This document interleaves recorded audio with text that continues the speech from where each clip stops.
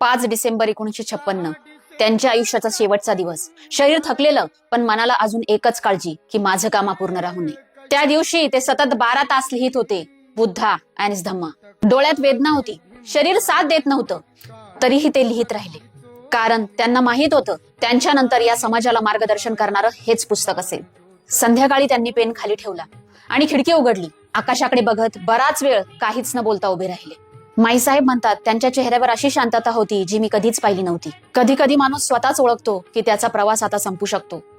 त्या रात्री त्यांनी एकही शब्दाचा त्रास व्यक्त केला नाही.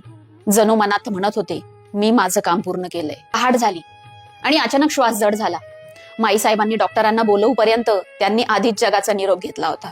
6 डिसेंबर 1956 ते अगदी शांतपणे गेले, जणू एखादा थकलेला प्रवासी ज्याने शेवटची ओळ पूर्ण करून डोळे मिटले. ही बातमी पसरायला 10 मिनिट लागली आणि देशभर शांतता पसरली.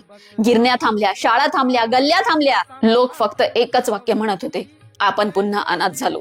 ज्याने आम्हाला माणूस बनवलं तोच हात सुटला. जेव्हा पार्थिव चैत्यभूमीत आलं, समुद्रही थांबेल इतकी लोकांची गर्दी उसळली. रडणाऱ्या आवाजांची दिशा नव्हती, अश्रू थांबवणारी कोणतीही भाषा नव्हती.